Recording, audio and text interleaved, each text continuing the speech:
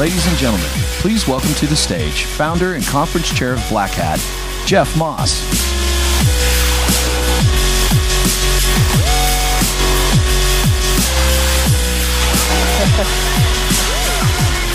Okay, let's see if this like Madonna headphone thing keeps working.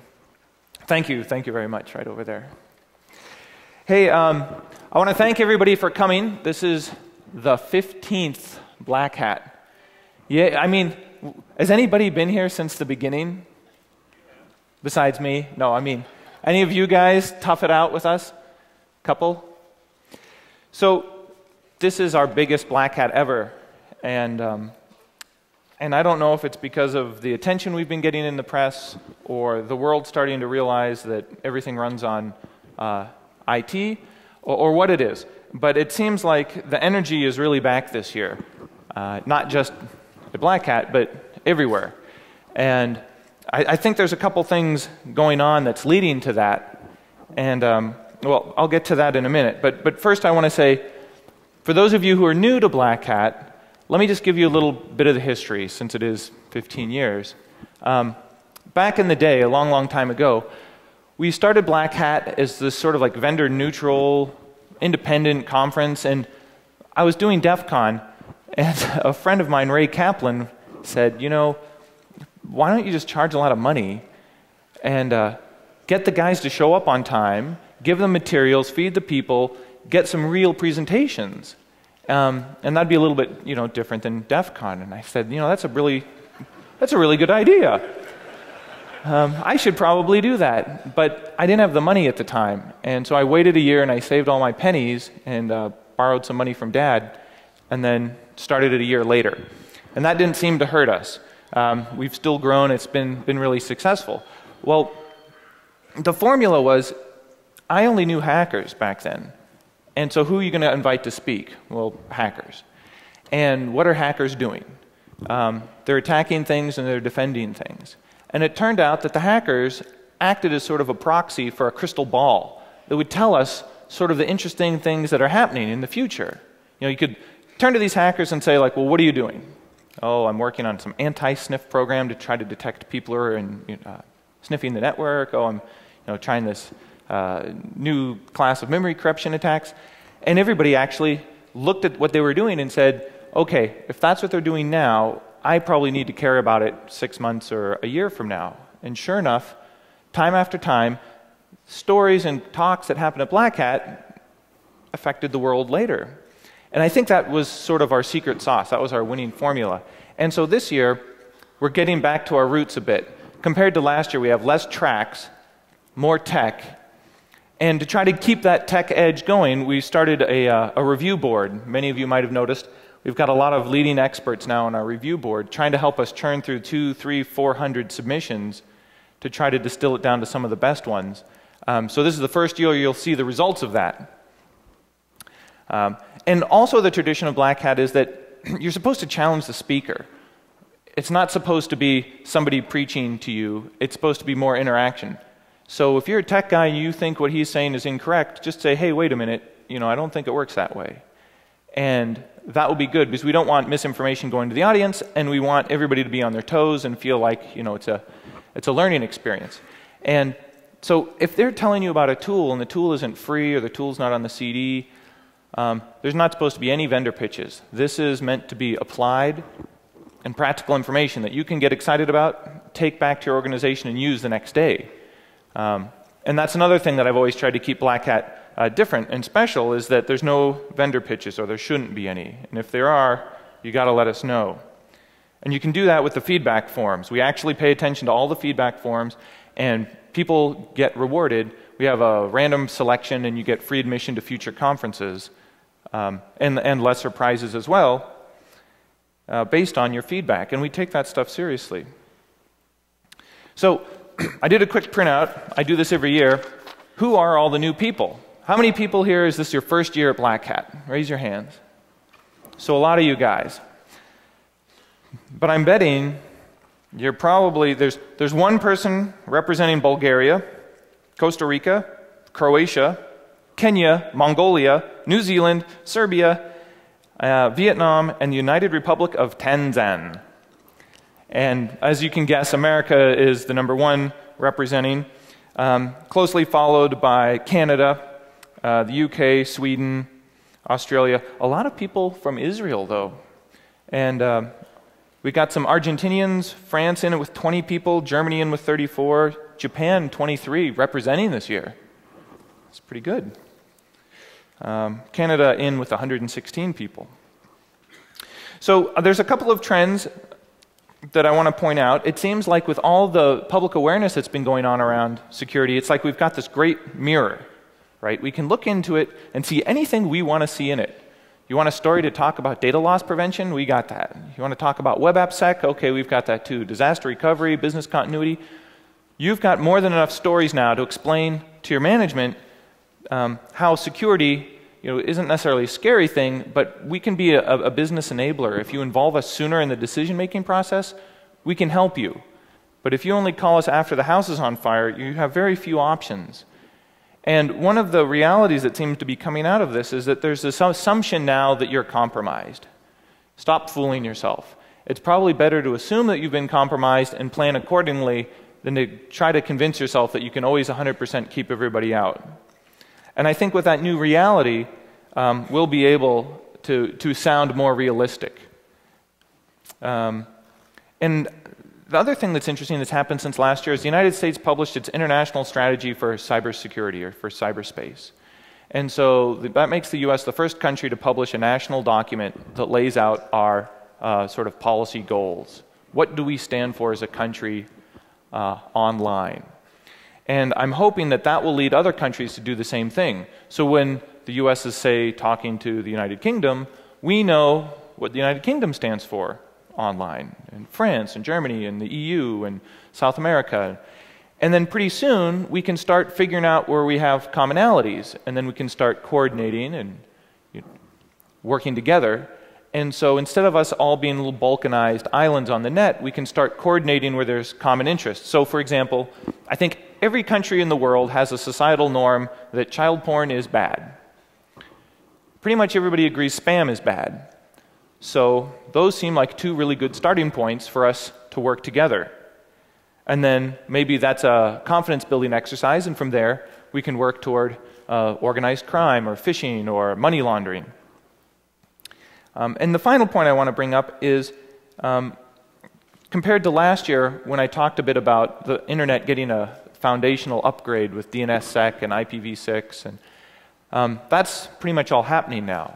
Between last year and this year, we have run out of v4 address space, and DNSSEC is signed in about 90% of the routes of the TLDs, and that's covering about 90% of the, or 80% of the internet's traffic. So what can you do? Well, I think there's a herd immunity or a network effect going on where the second level TLDs now need to start signing their zones, because once we get enough people, enough critical mass with signed zones, then the whole internet actually starts to get the benefit of the technology. And so I'm looking to 2011 and early 2012 to be the year where we start convincing a lot of second level TLDs to sign. I mean, I didn't have enough time to sign BlackHat zone before we came out here, but I signed the DEF CON zone. It took a day for me to puzzle it out, and once I figured it out, it took me like 5 minutes. So I think the barriers to entry are pretty low now. So if you don't have a corporate policy or strategy to sign your zone, you should think about it. Because you're not only going to be helping your own organization, you're going to be helping the rest of the internet. And that's something you can feel good about. Okay, so I want to remind everybody, tonight, after the last talk, we have our reception. It'll go for about an hour and a half. And then we have the BlackHat circuit, which is on the 3rd floor, 1 floor down. And it's a bunch of different rooms themed in different styles, drinks and nibbles. During this reception, we're going to have the Pony Awards are back. Hacker Court's going on, and that's something you can just take your drink, take your food, sit in there, check out the talks, and see who's winning the Pony Awards. I hear a rumor that Sony's in for one of the. I hear they're in for one of the awards. I also want to thank the BlackHat team for putting on a great conference this year. It's the largest ever. Logistically, it was kind of difficult, so I want to thank Ping and Eric and Travis and Patty and Steve, Franny, and all the ops crew and Kathy.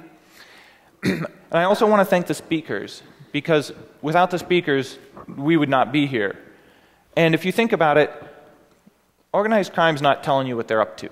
They're keeping quiet. And nation states who are busy breaking into each other, they're keeping quiet. They're not telling us what they're up to. And the vendors certainly really don't have that much deep insight. Or if they do, you're always a little suspect of their motives. But the researchers, they're the ones that are really talking publicly about this.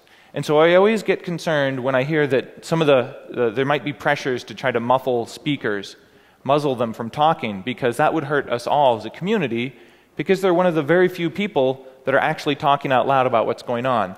And so we had a near brush with one of our speakers who's talking about some SCADA security issues, and instead it turned out the vendor was very adult about it. They're understanding. They worked with them to try to push out a patch very quickly.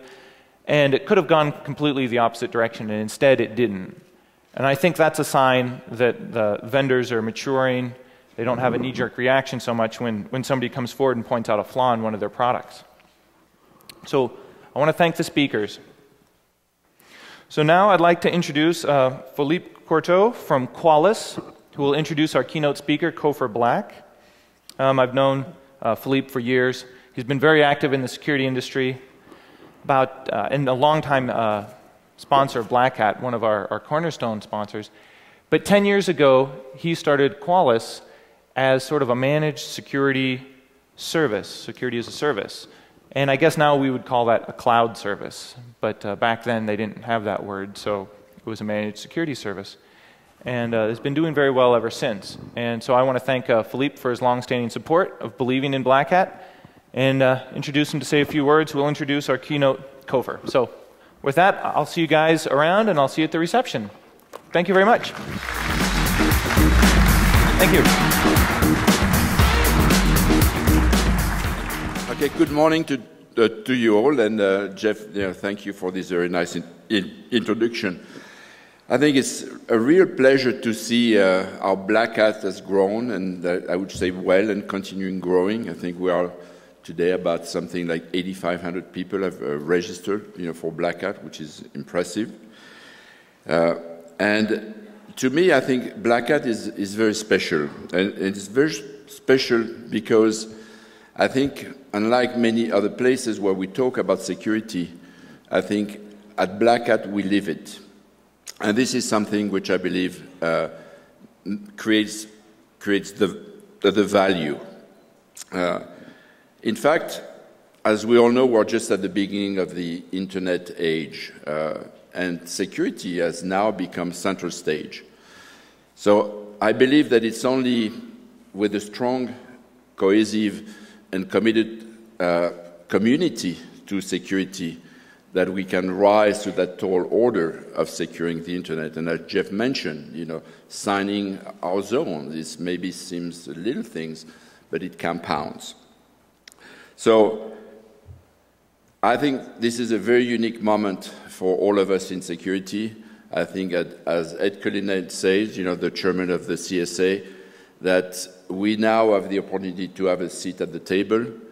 One CSO told me that today, when he wants to convince, his board or CEO to spend money on security, if it's about the old infrastructure that he needs to protect, he thinks in terms of insurance. But when speaking about new services that the company wants to bring to market, then he speaks in terms of ROI and saying we need to build the security into our model up front. And that's what I think the very big difference. So with that being said, I'm very honored to introduce our keynote speaker. I think this is a man which I think exemplifies the commitment to security that we all have.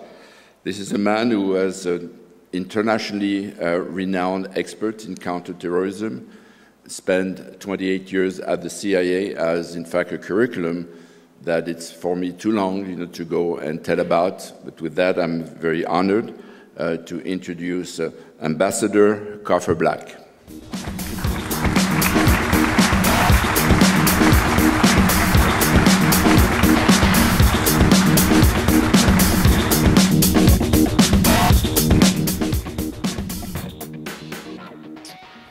Good morning. I had first heard of BlackHat a couple of years ago, and looking out here, I can see that you, and since this is my first one, we are legion. I'm going to try and tell you a story that I think is important. Certainly the 10th anniversary of 9/11, which had significance, profound significance for the United States as well as all reasonable countries overseas. I'm having a little bit of a flashback, Twilight Zone moment here. And the reason for it is the last time that I was on a stage almost identical like this, with the screens on the wall with, my face, and there were exactly 4. It was on the 5th of August, 2001, and it was a Defense Department conference, it was classified. And I gave my spiel about the emerging threat, the threat of terrorism. Where I'd like to end up with this is a validation of what you do and who you are is so very important. There's almost a transference from what I experienced, what I did in my career, to what you are doing now and what you will do in the future. On the 5th of August, same stage, I was thinking, geez, with a show like this, I should have a guitar in my hand. Got up on the stage and I can't sing. And at the end of my talk, I told the audience that there's going to be a major attack. Thousands of Americans are going to die, and it could be in the United States.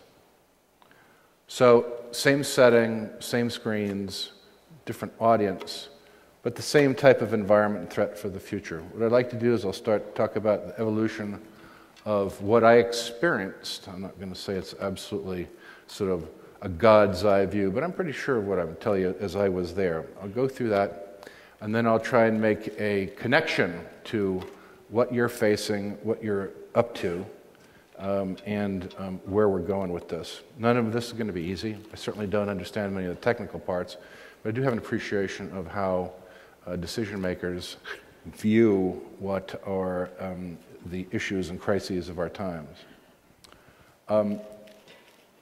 Like technology and the world that is evolving with you, as how many black hats you've had, the counterterrorism era started in very much the same way, my experience, and all of this is public knowledge, there's no real secret, but the putting together of this and giving you insights might be useful for you to validate and look at what you do with technology and where you're going.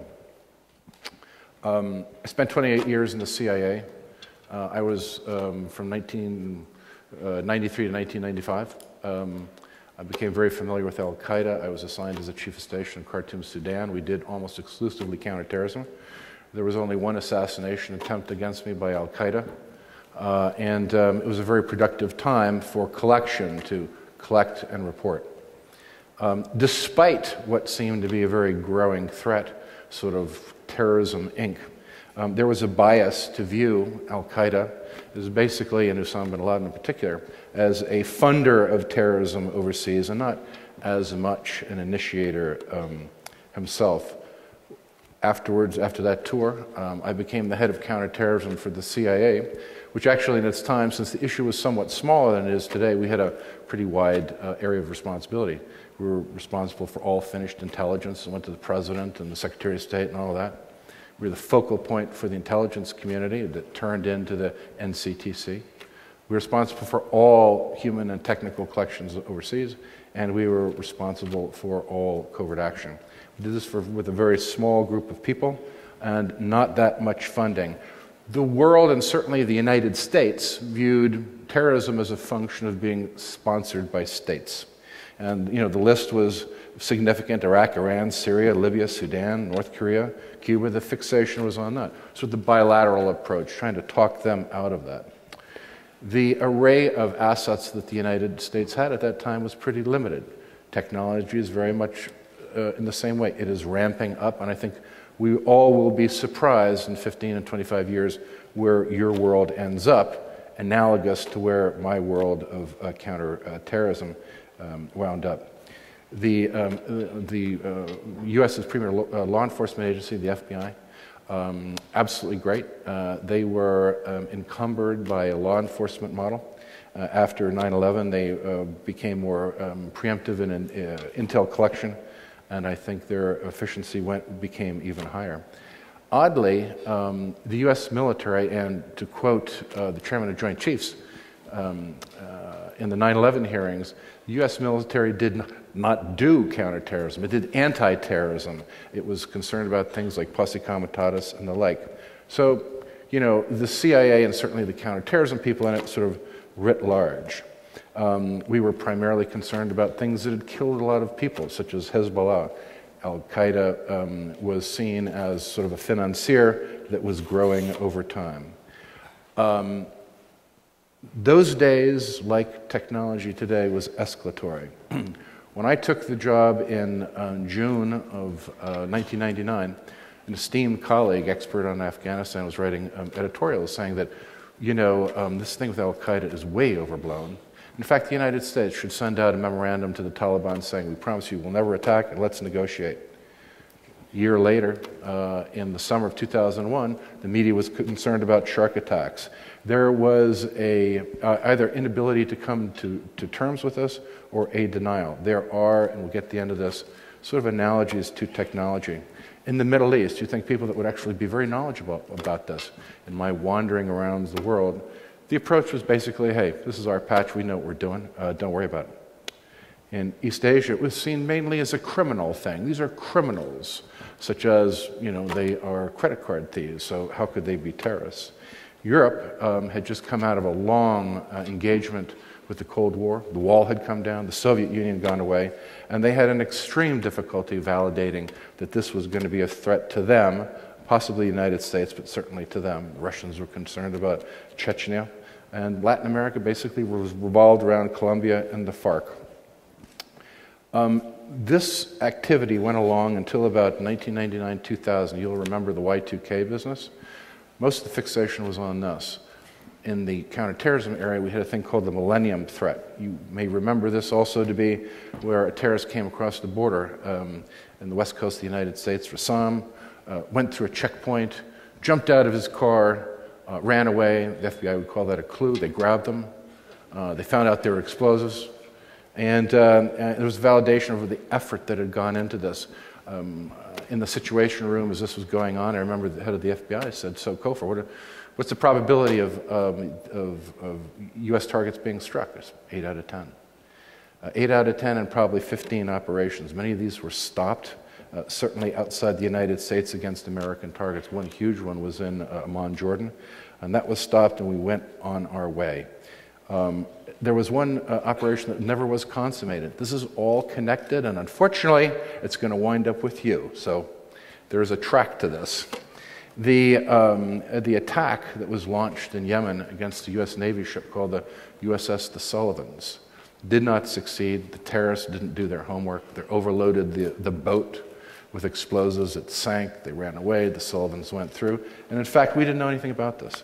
When it was be October a year later, we'd have the USS Cole, and the same personnel, the same resources were used against that.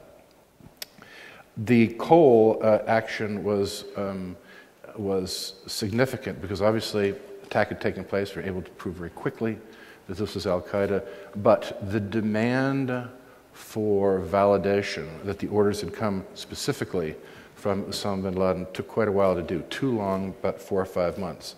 Validation of threat and attack will come into your world. The administrations that engaged this subject, the Clinton administration went through 8 years. Their appreciation of this was escalatory. There were issues involved with this. At transference to the next administration coming in, the Republicans, and I was at the meeting, the view was, the Democrats said, this is the greatest issue that you're going to face. And I think the Republicans, new administration coming in, wasn't too sure. They wanted to research this, wanted to take a look at it. And it took them a while to validate that this was true. There was a lack of appreciation of the threat this was going to be.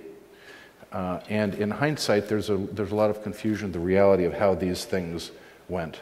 The transference in time was not really fixated on this threat. We were interested in more things like ballistic missile defense and the like. But the process went on. We came towards the summer of 2001. And in this was an increasing volume of intelligence that we were developing that was shocking and haunting. It's another thing for technology.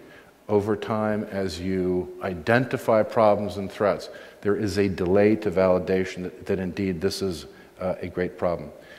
Reports were written in the President's Daily Brief that Osama bin Laden was determined to attack the United States. Every senior official in the United States government was briefed personally. And the worst of these times, I think, turned out to be represented by a non-scheduled meeting that we requested. And I went to George Tenet. Our guy came in with the latest threat briefing. It was really bad. My feeling would be if any of you were presented with this type of intelligence, you'd say this is an extreme threat. Action needs to be taken. So presented this to the CIA director. We went forward, went to the White House, met with Condoleezza Rice, gave the presentation, looking for validation that we were all going to move into action as a follow-on to all the briefings we've given to the various different agencies. Men's minds have difficulty adapting to things for which they have no personal experience. And that's why I think things like BlackHat are so significant, to identify, develop technology, but also to be advocates for where this is all going and to help people to develop an appreciation of where to put resources and what to do. At the end of the meeting in July, I was asked, what should we do? And my response was pretty dramatic. This country needs to go on a war footing now. We continued to move along in this pace to collect. There were some threats that were stopped. And at the same time, the counterweight was there were articles and editorials in newspapers saying you have a greater chance of being killed by a bee sting than you do by a terrorist. This Al-Qaeda thing is greatly overblown. It was reflected also, I think, in the leadership of this country. But if you wish to say, well, the Americans were slow, they were comparatively quicker than our partners overseas. I know of no nation overseas that had validated this threat certainly as much as the Americans, although we would have liked that we could have done more. People say, were you surprised when 9/11 took place? And I can tell you that neither myself or my people in the Counterterrorism Center were surprised at all. And in fact, it was sort of a strange validation that what we had been anticipating, major attack, thousands of Americans dead, and the information we had behind that, had indeed taken place. What was shocking was the loss of life, yet at the same time, I guess it could have been a lot worse if you look at how many potential occupants there are in the towers, and we went forward with that. I will tell you, from my perspective, our people were psychologically prepared. They knew they had to react and respond. And in the technology world, you may face similar issues in the future. But the rest of the establishment was not. There had not been appreciation. This was a real threat. They may have to do something. And so on the morning of 9/11, I was seated in my office and looked at the TV screen, and the plane had flown in one of the towers, and my office manager came to me and she said, the plane flew on the towers. It was a small hole. I didn't really think too much of it. As the captain of the USS Cole, remember the U.S. warship that was attacked in October before, came in to pay a courtesy call to say, hey, thanks for the support that we had provided in support of the FBI to his ship and his crew. As he came in, the phone on my desk rang. It was a colleague of mine who had was very familiar with military things, and said, hey, we've got a big problem. I was watching the plane fly in the tower, and the problem is that I could see the control surfaces moving. The pilot was flying the plane into the building. As he said that, he was in New York, he said, I'm evacuating my position. There's been another impact. And at that point, it became very clear that this had started. It was a very chaotic time. And again, at the end with technology, the chaos and the confusion can be a great inhibitor to sort of clear action in a linear way. We very quickly participated in responding to this crisis. But the advantage that we had, we'd been working on this for 2 years. We knew this was going to come. We were as prepared as we possibly could be. And we had two basic things. We had the Afghan war plan, and we had the worldwide attack matrix. The Afghan war plan was basically a covert action initiative that had been coordinated in paper that was never released, which basically would project into Afghanistan to engage Osama bin Laden and al-Qaeda. The other piece of this was what we call the worldwide attack matrix. Sounds very draconian, but it was basically operating, and I forget the exact number, but al-Qaeda and al-Qaeda's affiliates, supporters, about 95 countries, and to engage to protect innocent men, women, and children. They would be things like, calling up the guy's mother and saying, hey, you have to get a grip on this guy. Obviously, if they're determined to fight, that would be something else. As the day went along, the CIA director said, we have to clean up this plan. We dusted it off. We had it the next day, and then we started the whole process rolling. Met with the president. And the amazing thing is, in crisis, the entire bureaucracy drops away. All the inhibitions we'd ever had to get more money, more people, to get people to listen to us, absolutely all dropped away. It was like the clouds opened up as a result of a catastrophe. Sort of sunlight comes in, and there's a pretty speedy approval process of how we were going to approach this issue. We had plans, we were ready. The Defense Department, again, according to General Myers, this was not their thing. They weren't as ready.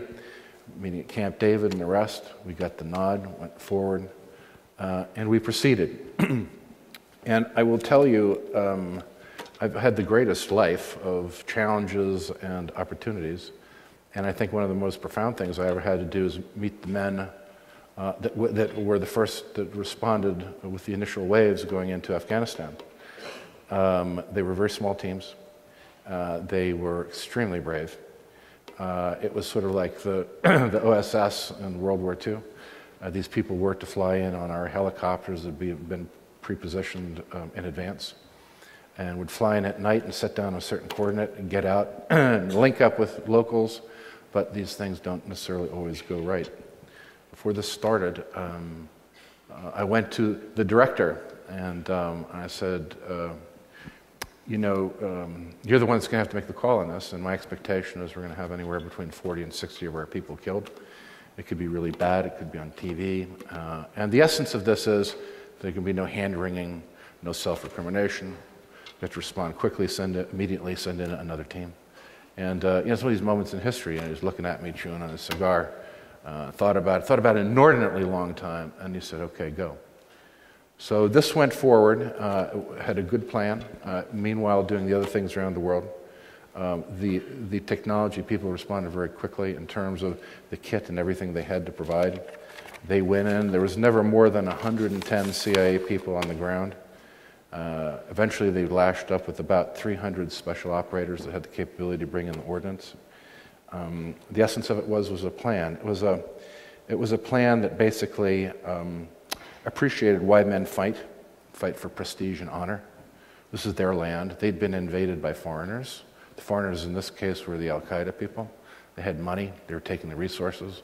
By this time, they were not well liked. So our story was, we have been hurt. We've lost a lot of innocent men, women, and children. We're coming in to assist you, to rid you of these people.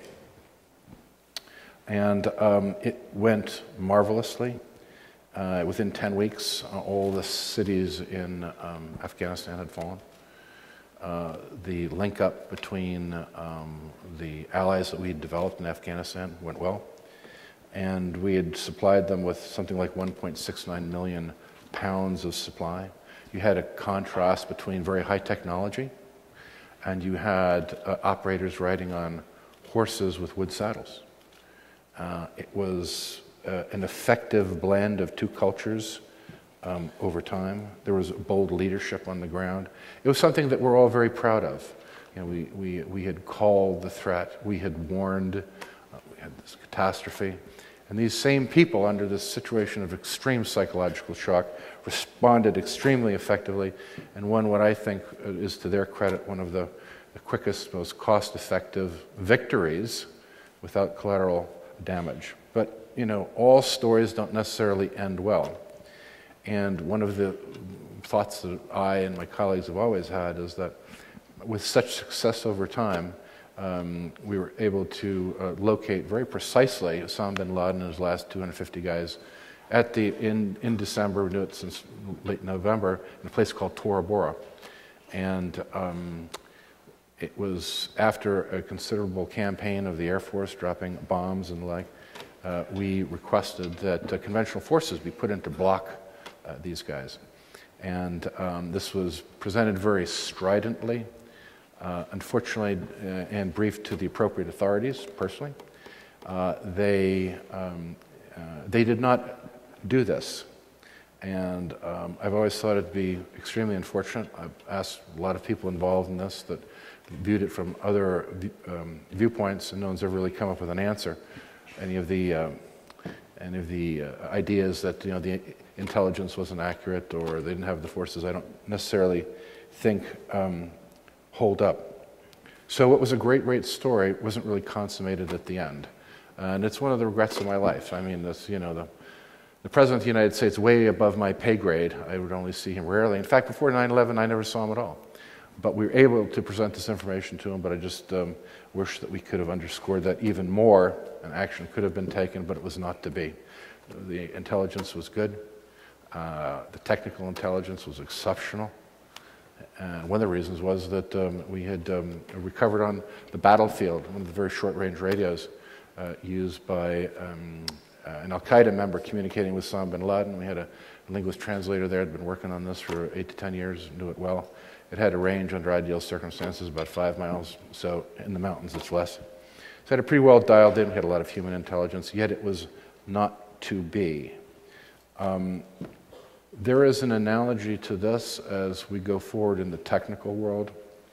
I must tell you that the situation in the world that you face may even be more challenging than you appreciate. And I don't even understand all the technology, but here we are at 10th anniversary of 9/11. Osama bin Laden has been rendered to justice. Our decision makers are saying that Al-Qaeda is in a position of strategic defeat. And Secretary of Defense Panetta says that there is an expectation of imminent collapse. If you look at my life, which was started out in the Cold War, the concern was nuclear annihilation, and we were able to move through that, essentially, plus or minus, transformed into global war on terrorism. And guess what? It is now your turn, whether you really know it or not. The issues that you are involved in terms of attack and defense are taking a value among decision makers that is huge. I was just at the Aspen Institute talking to General Hayden and the like, and we were talking about this, and there is no one that disagrees with this. Many of you may know about the mantra, and this is when I was in counterterrorism, the letters are CBRN, if you take away nuclear war and things like that. CBRN stands for the likely probability of a terrorist attack and the means that would be used. CBRN, chemical, reasonably easy, could be expected as the highest probability attack.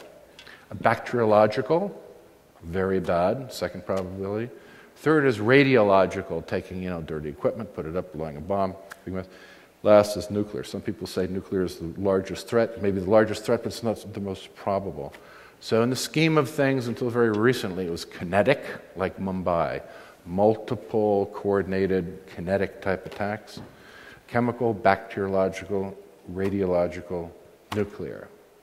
Now, it's your turn. This has now changed. You have nuclear weapons being drawn down. Everyone's negotiating, the Americans, the Russians, the Chinese, hoping all these loads of yield come down. The new letters are now KBC, kinetic, most probable and still, coordinated attacks blowing stuff up. Bacteriological, very scary, more conceivable now than it was before. You have the prospect of considerable loss. And the third, it's now your turn, is C, and not for chemical, for cyber. My world of terrorism has gone from, 9/11 type attacks to something that they're on the ropes that could have defeat. So their posture of response is likely to get smaller. Things like the DC shooter, individuals empowered through radicalism, another big issue, is significant and small. With appreciation, with small, you must have media impact. The biggest thing, and I should warn you, I know something about technology. I spent 2 years as a freshman and sophomore in college majoring in electrical engineering. Of course, the end of which, the 2 years, the professor took me aside and said, you better find another major before you get in an impossible grade point situation. So I moved on to something else. But I have a little bit of an appreciation of it. And the biggest thing in my world of defense of innocent people, and something that's really probable, and I thought there's some shady rat thing or whatnot. This is your world. I don't know much about it. But I am here to tell you, and you can quote me, and everyone that I've talked to I think is authority, is the Stuxnet attack is the Rubicon of our future.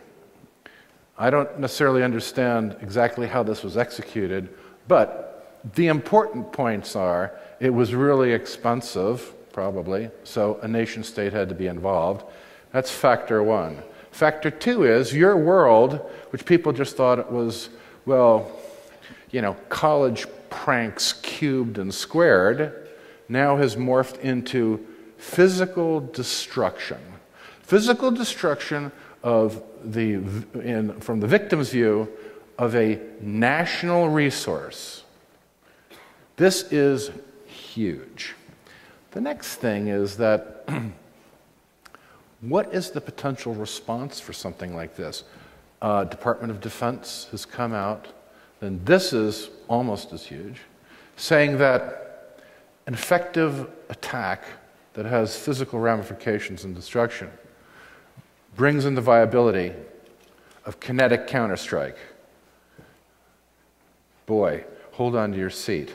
I can see myself in the Situation Room having been on the receiving end of a technical attack with physical dimensions and sitting in the Situation Room saying, okay, what now? What happened? Who did it? What are we going to do? And I could really see this. Randomly pick somebody in here, and you're trotted in as the expert. Like I told you, electronics.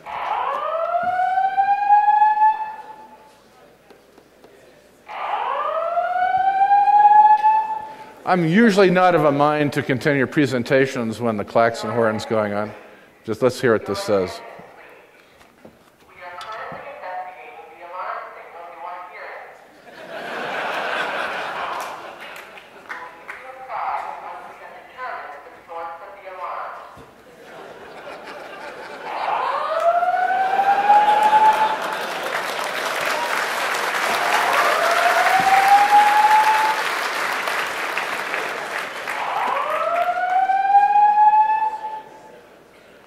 All I can say, having spent a year in the CIA, coincidence?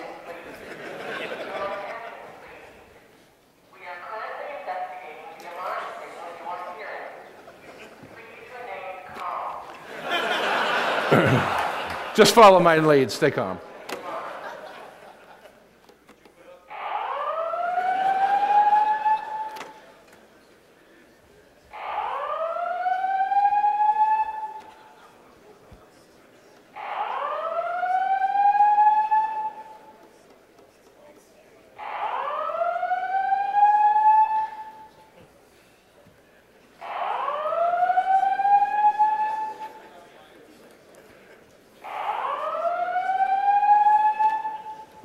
Do you guys want to take a vote? Do you want me to keep on going? All right. I think in, what is it, Crimson Tide, the commander says, shut that damn thing off, anyway. So here's the analogy. Here you've got the situation of Tora Bora. You have a clear identified target dialed in. On the other hand, in the future, you have a cyber attack, physical damage, and you have the issue of what happened, who did it, response, and you have Department of Defense, U.S. government saying that it's not ruled out that a kinetic response should be taken. This is a very delicate window into our future. Like I said before, Cold War, global war on terrorism, and now you have the Code War, which is your world. From old to recent passing to new, cyber will be a key component of any future conflict, whether it's with a nation state, with rogue state, or with terrorist groups. 9/11 was kinetic. The idea was to preempt, deter, and to defeat. In my world of terrorist groups, the natural inclination will be for Al-Qaeda to fall back into things that are small and agile.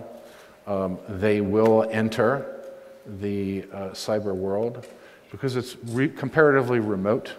It's comparatively safer than strapping on a bomb. So you have these things coming together, and your world is one that, hey, I'm talking here, okay?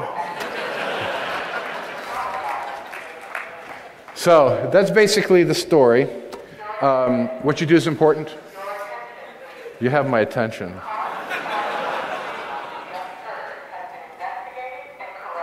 Thank you.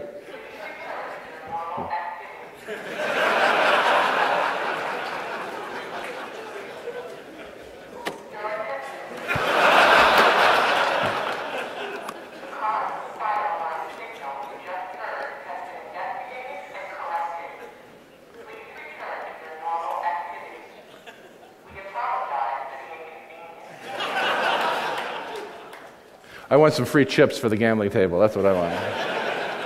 Okay, am I making myself clear? Career in CIA, developed Cold War, global war on terrorism, escalatory nature, threat seen, not understood, not validated. It was new to decision makers. They didn't understand, you know. There are aspects that I can go into more revealing, but it's unnecessary. Didn't really come to grips with it, had no personal experience with it. The decision makers of today are still sort of in that boat. They hear it, but they don't believe it. That's kind of the terrorism world it was in. Also, the connection between cyber, physical destruction against national entities, and then the difficulty of identifying who's responsible and an appropriate response. I am sufficiently knowledgeable to know that in my world, the concept is false flag. Everybody wants to look like somebody else, so they can't be blamed. In terrorism, this is done exquisitely, such as the Iranian government. They knew exactly what our rules and regulations are. They'd have surrogate groups, so to make sure what happened, that in our legal system, they could not be put in a situation of being retaliated against. That's where you are, and it's fraught with danger, because at emotional times, remember President Clinton launched cruise missile strikes into Afghanistan and also against the Al-Shifa pharmaceutical plant in Khartoum. Hey, that's where I spent 2 years. They should have asked me. I could have told them. It's a pharmaceutical plant. Confusion comes up in normal course, and I think in your world it's likely to be accelerated. What you do is important, and we are all in this together, and we're counting on you. I admire your intellectual achievements and inquiry, and looking around here, I'm sure that we have every reason to feel confident that you will meet these challenges and that we'll all be better off. Thanks very much, and thanks a lot for the announcements.